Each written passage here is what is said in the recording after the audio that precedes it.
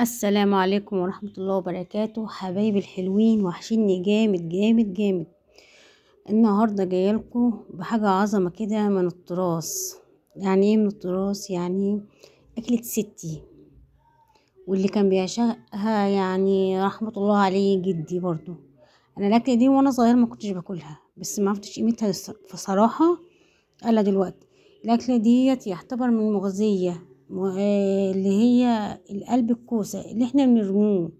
قلب الكوسه ده مغذي اصلا للقلب بتاع البني ادم، قلب الانسان. فاحنا بنرمي كنز عظيم واحنا مش عارفين قيمته.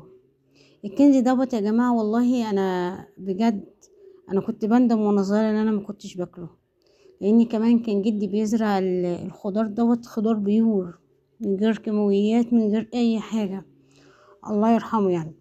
فتعالى اقول لكم على الوصفة بتاعتنا النهاردة، يا رب تنال اعجابكم. والله والله كمان مرة انا سبت المحشي كله وما اكلتش الا الوصفة دي. معايا هنا قلب الكوسة، راح جاية حطاله ملح وفلفل ومظبطاه، وجايبة صينية فاضية وبحط فيها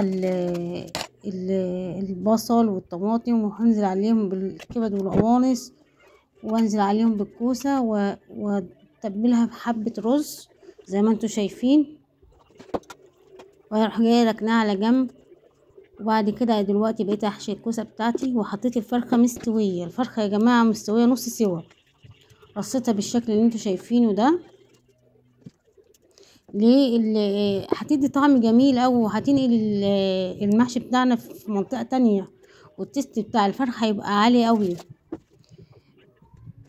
وزي ما انتوا شايفين برضك هكمل حشو المحشي بتاع البتنجان والطماطم والفلفل. انا بحب احط قرن فلفل كده على كل صينية محشي.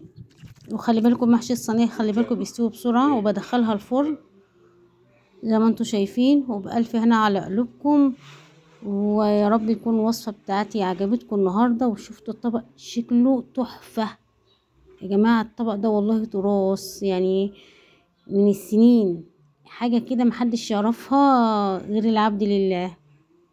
والسلام عليكم ورحمة الله وبركاته.